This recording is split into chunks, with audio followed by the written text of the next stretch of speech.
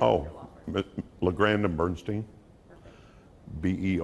Bernstein, Stanley. And today we are talking about the unfortunate similarities between the tragedy we saw in Maine and then also what we saw in Sutherland Springs. And that's something you're very familiar with. Do you want to kind of give background on your familiarity with Sutherland Springs? There are similarities between Sutherland Springs and Maine. There's similarities between every mass shooting and how a mass shooting is defined. Every single one, including Uvalde. Okay, and that is a lot of people got killed. Okay, so that is a similarity. Then you break apart, and each mass shooting has different characteristics. Maine and Sutherland Springs are alike in that a lot of people got killed, but their main significant, eerie kind of similarity is that there are laws on the books that if those laws had been complied with, those two shootings probably would have been prevented. Now, if you look at it on the surface, you see similarities that aren't the kind of things that would be similarities that would prevent a mass shooting. Both of those shootings, for example, include former military members.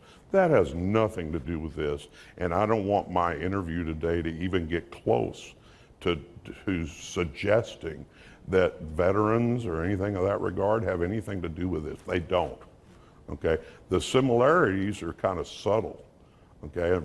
Well, they are subtle. And the subtleness is that there are laws on the books in Maine, and there are laws on the books with reference to Sutherland Springs that would have prevented those shootings. In Sutherland Springs, they are federal laws, okay? The Air Force or any part of the federal government is required by law when certain things happen to report that to the FBI. For example, Devin Kelly in the Sutherland Springs case was guilty of a felony. He was put in jail while he was in the Air Force. During that entire period of time, at 4 different times, he should have been reported to the FBI. That would have prevented him from buying the weapons that he used in the church shooting at Sutherland Springs. In Maine, for example, the shooter there, if laws had been complied with, yellow flag laws, I believe they're called, and they're in place in Maine. If those laws have been complied with, then that shooting, more likely than not, would not have occurred, because he wouldn't have been capable of performing that terrible, terrible act any more than Devin Kelly would have been capable of performing the terrible act that he performed at Sutherland Springs. Now, the government's defense in Sutherland Springs, okay, and oftentimes probably the government's defense in Maine will be that if we had done something or this, that, or the other, he would have done it anyway. In the defense in court in Sutherland Springs, the federal government, if you can imagine this, said that if we had complied with our own federal laws and prevented him from buying the weapons that he bought, that, oh, he would have just gone out on the street and found illegal weapons and performed the same act. Well, we don't know that. That'd be pure speculation. But what we do know is that there are laws on the books. We don't need new laws. After every one of these events happens, these terrible, terrible events, politicians seem to seize on the fact that, oh, we need to change laws. We need to create some new laws. We need to put more gun laws on the books. We need to have more laws involving mental issues and things of that nature. More laws, in my opinion, would not prevent any more shootings than are already being prevented. We need to comply with the laws that are currently on the books. If we did that, we would reduce the number of mass shootings that are taking place. If you think about it, if you put new laws on the books, you might get certain politicians elected, because pushing that kind of law would conceivably make them popular. It would get them more votes. But putting more laws on the books that of themselves would not be any more complied with or enforced than the laws we have on the books, I don't think would prevent any more mass shootings. That's just my feeling on the issue. And one example I'd like to give you of that, and this arose in the Devin Kelly / Sutherland Springs case. It's really scary. And let me try to tell you, and I have to go slow here because it's kind of complicated. During the Sutherland Springs case, we learned that the Air Force, that the Marine Corps, that the Navy, all the various branches of the federal government had a list of people that, for whatever reason, unfortunately, had committed crimes that should have been reported to the FBI. Then the theory is that the FBI, when they have these felons on the books, that they're not supposed to let them buy weapons, because there is no question under federal gun law, it's against the law not only for felons to buy guns, but to possess them. Okay, so let's think about that for a minute.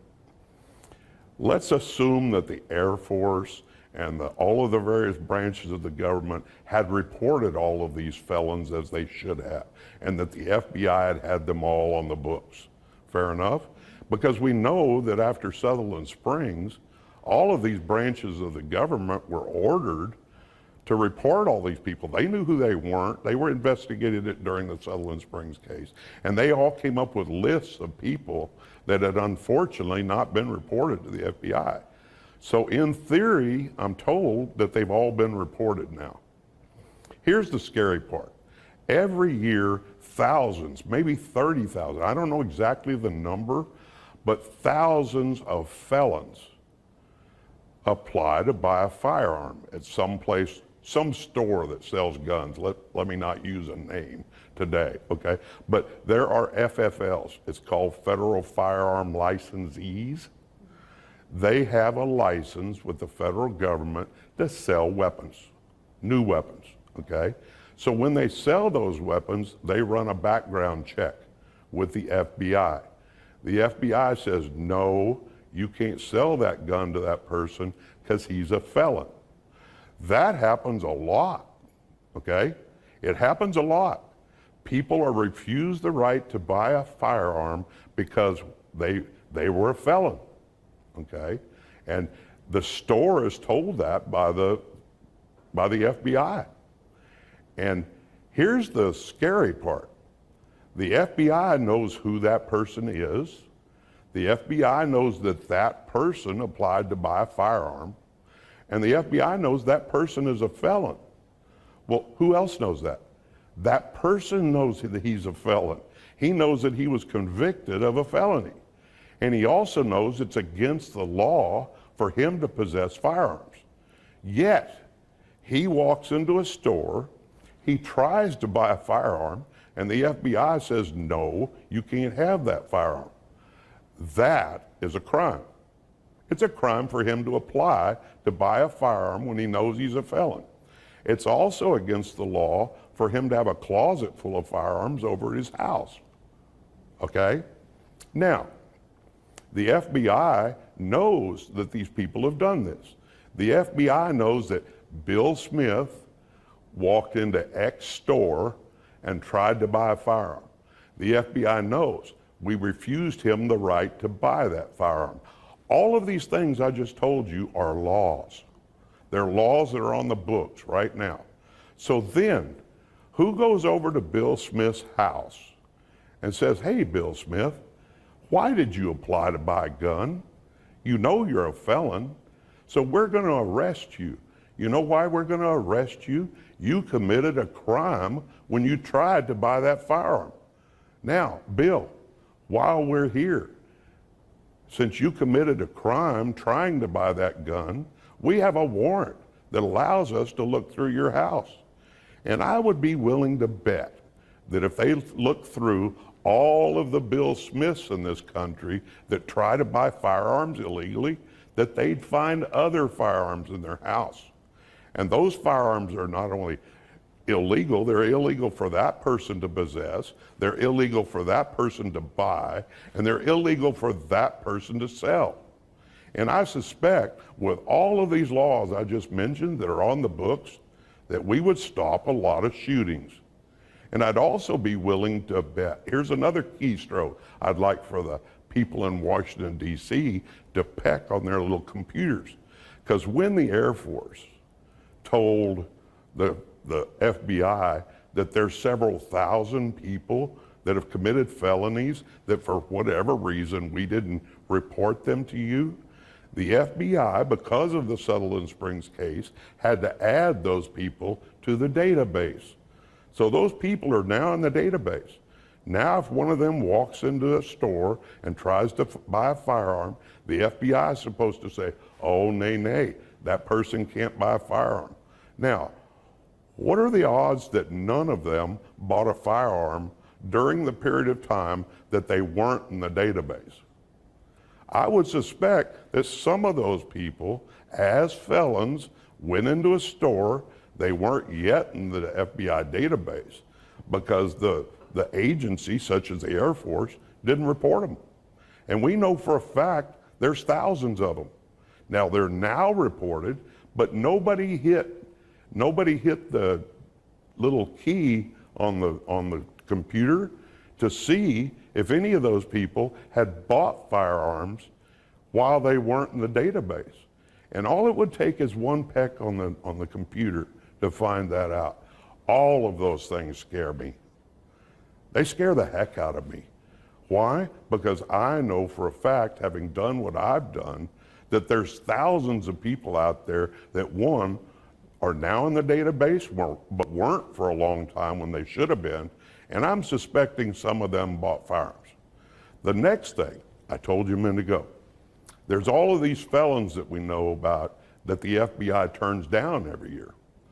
Why would a felon walk into a store and buy a firearm when he knows it's illegal, he knows he's a felon, he has no idea why the FBI lets him do it because he knows he should be in the database, yet he walks out of that store with that firearm?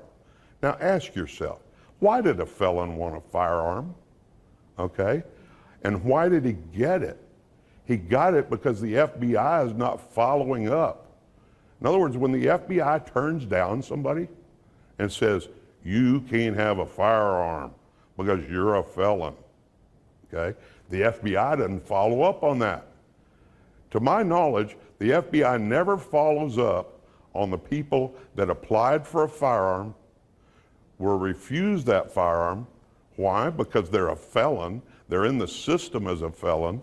But the FBI never follows up and finds out, why did a felon want to buy a firearm? And you go, well, it may not be their job. No, wait a minute. When that person applied for a firearm, okay, he broke the law. That's the law that's not being enforced. That law is not even being thought about. I bet if you interviewed every politician in Washington right now, none of them have even thought about the fact that the FBI is not following up on the people that they turned down having been felons and are not letting them buy guns. Well, they're not following up on the fact that that was a crime to do that in the first place. And if that had been followed up on, how many people would you find have guns that they're not supposed to have? How many crimes could you potentially prevent? I don't know. Why? Because nobody in Washington's willing to push that key on their computer. We know in Sutherland Springs that the Air Force had not just failed to report Devin Kelley. It was a list of several thousand people that had committed felonies in the Air Force that had not been reported to the FBI. I'm willing to gamble, okay, and I'm not a big gambler, but in this case, I'm willing to gamble that some of those several thousand people bought a firearm during the period of time that it was illegal to buy that firearm, but the FBI didn't know about it. Now, I'm also willing to gamble that of the thousands of people that the FBI turns down every year, okay, and says they can't have a firearm because they're a felon, I'm willing to bet that some of their, or gamble, I'm willing to gamble that some of those people went over to a gun show somewhere and that they weren't allowed to buy a gun at some legal store, so they went over and bought a gun at some gun show. Why am I willing to say that? It's not coming out of my mouth. It came out of the government's mouth in the trial of the Sutherland Springs case. The government's defense in the Sutherland Springs case is that if we had reported Devin Kelley properly, he would have just gone and bought the gun somewhere on the black market. That was the government's defense. The government came into court and their defense was our gun law that we already have doesn't work. Devin Kelley just would have bought the gun anywhere. That was anywhere illegally.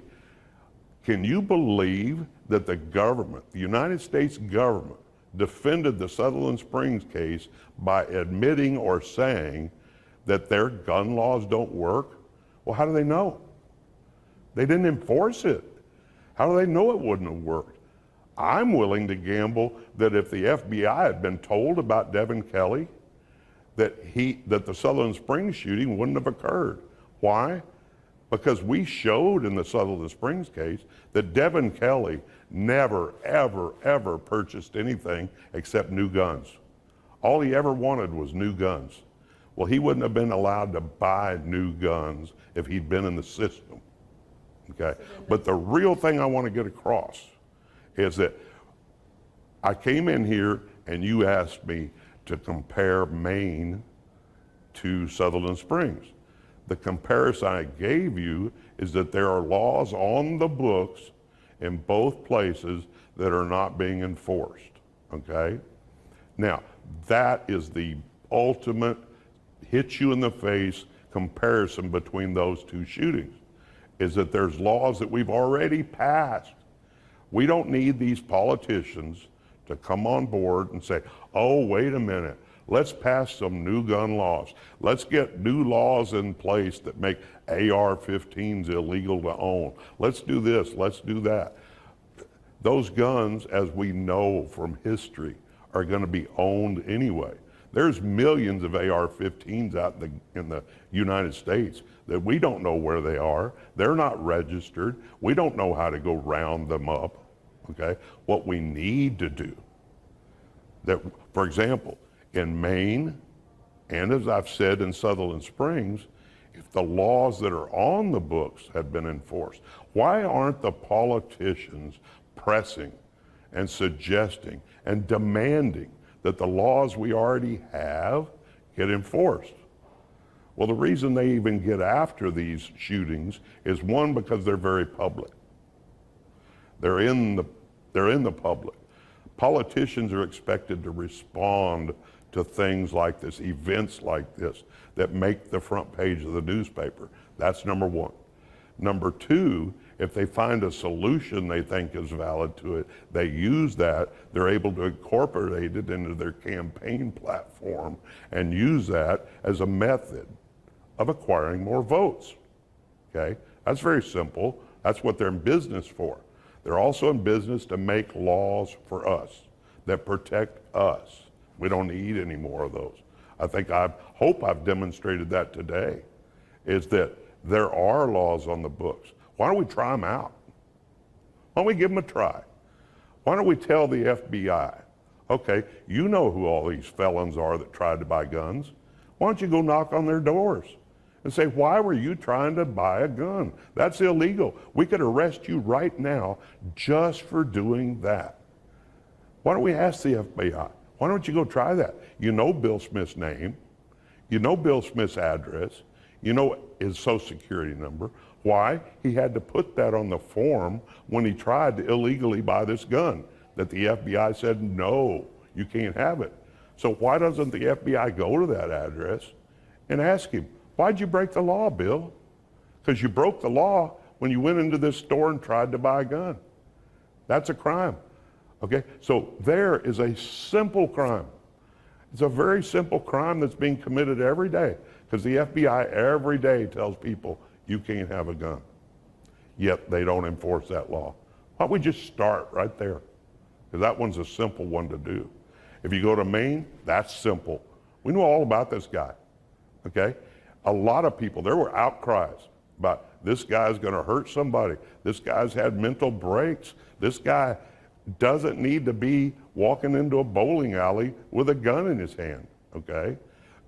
He doesn't need to be walking into a gun-free zone with a gun in his hand. Why? Because he's told a bunch of people that he's not correct in his head, okay?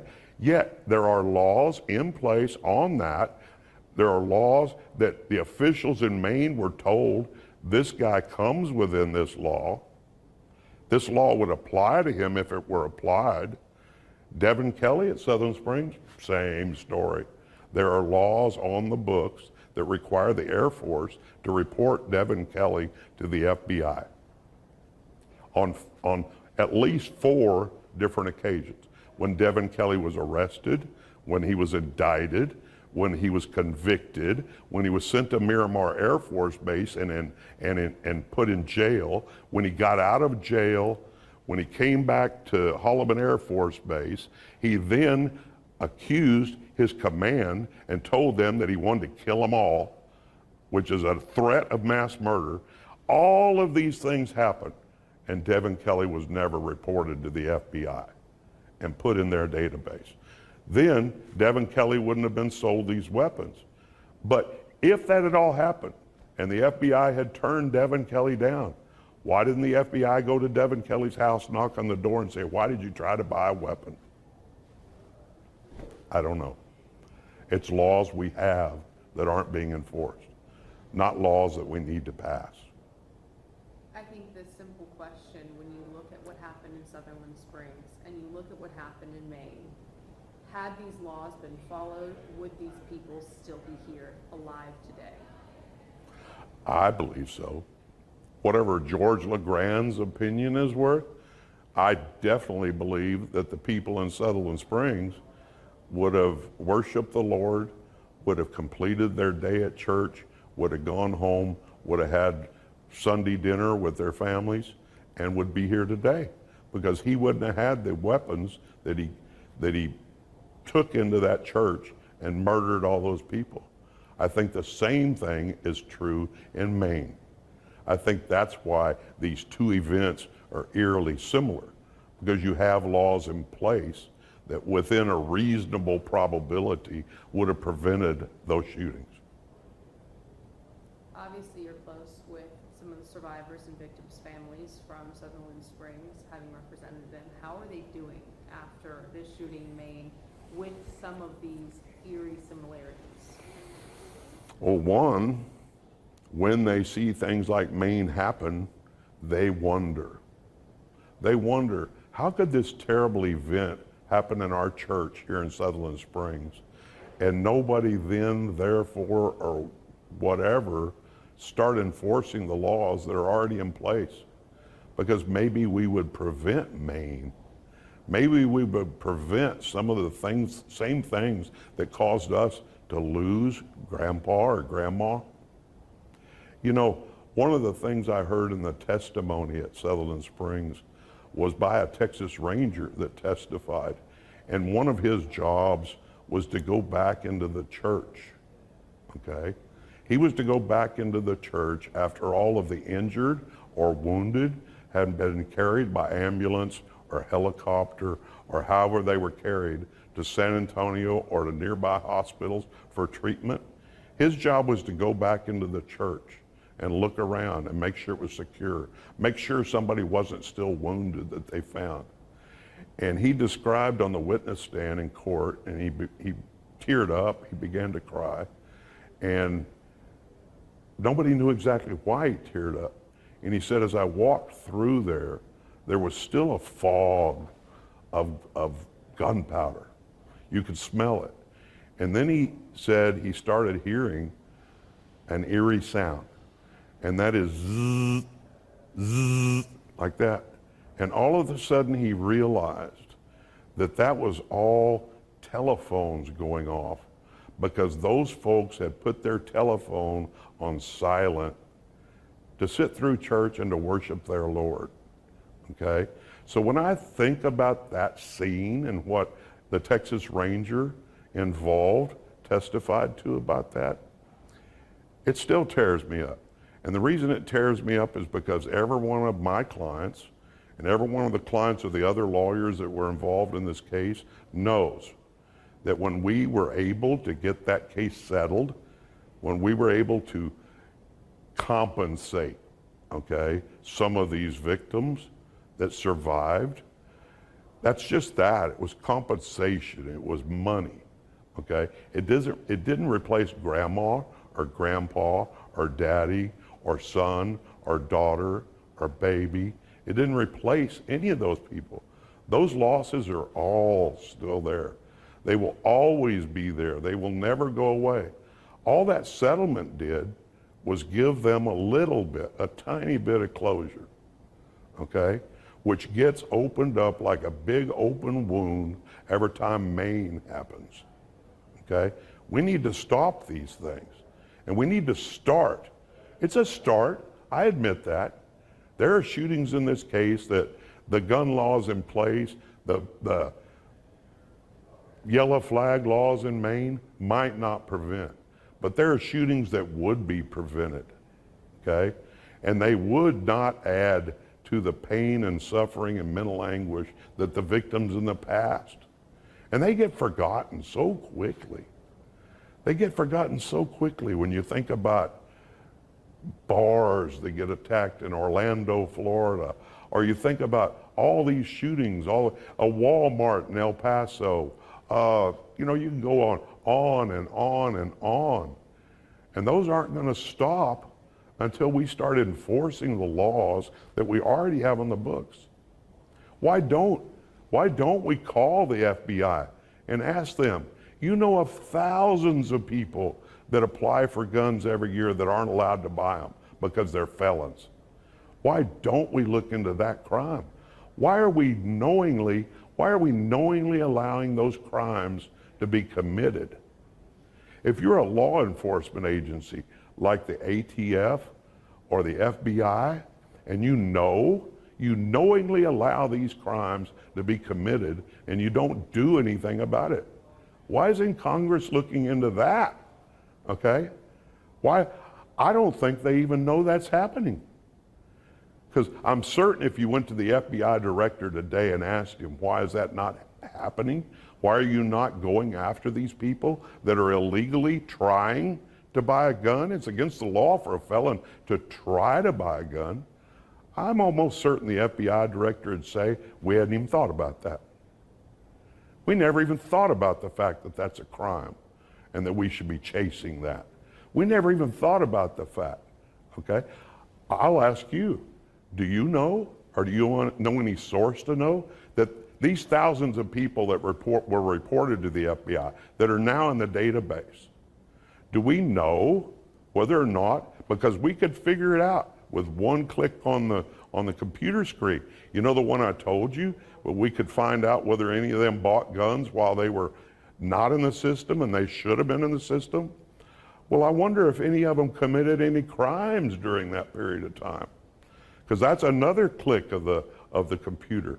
You could take Bill Smith, you could punch a button, and you could determine whether Bill Smith committed a crime during the 5 years that he was not in the database that he should have been. Because we know some of them purchased guns when they weren't in the database, because we know the FBI allowed at least some of them to buy guns. And I'd be willing to gamble again that some of them committed crimes, because we know they're felons. Why would a felon want to go buy a gun? Why would a felon want to go break the law to buy a gun? Because every one of those felons, one, knows he's a felon. Every time he walks into a gun store, he knows that's illegal, okay? Walking in there, okay? A felon's not supposed to go in a gun store. Then he tries to buy a gun, that's illegal. He fills out the form and lies on it, okay? Because he can't put on there that he's a felon. So he lies when he fills out the form. Then that form's turned into the FBI, and the FBI goes, Bill Smith's a felon. Bill, you can't buy a firearm. So the store tells Bill Smith, you can't buy the firearm. That's when the system breaks down, because the FBI didn't go ask Bill Smith, why'd you do that? Why'd you break that law? Why'd you risk spending life in prison? Because we could arrest you for breaking that law. You'd go back to jail. It would add to the times you've committed crimes, okay? It would get you a stiffer penalty because you've committed now more crimes than you originally committed.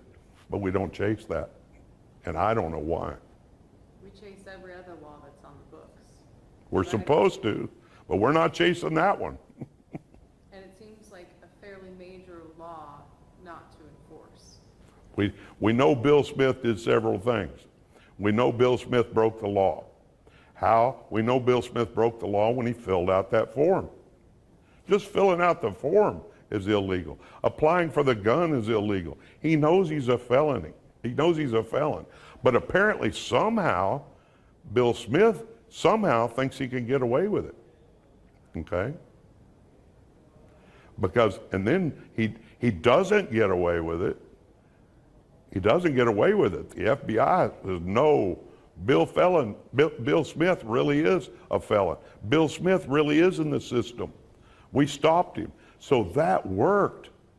That part of our gun law worked. What we're not doing is following up. Why did Bill Smith want to buy a gun? Why aren't we enforcing the law that says Bill Smith can't apply to buy a gun? It's illegal for him to do that, okay? Because think about it. And I want all the people that see this interview to think about it. I want everybody that sees this interview to question themselves and go, why would a felon want a gun? Then I want everybody that's watching this interview to say, do we want to know why felons are trying to buy guns? Wouldn't that be something we want to know? Then third, I want everybody watching this interview to go, why isn't the FBI going and arresting Bill Smith for trying to buy a firearm? Because that's against the law. Are our jails too full, okay, to stop felons from buying guns? Do we think a felon buying a gun is not a danger? Don't we want to stop that danger? Okay, why aren't we enforcing it? I have no idea. And you could sit here with me for the next 3 hours and I couldn't come up with an answer for you as to why the FBI is not doing that. And that does go full circle. Let's go back to where you and I started. Let's go back to comparing Sutherland Springs to Maine.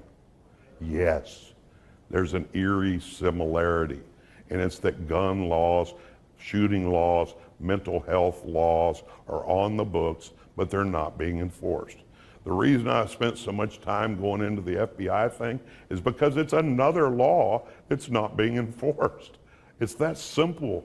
Let's just enforce some of these laws. And please ask the questions of your public that's going to view this interview. Ask them, why?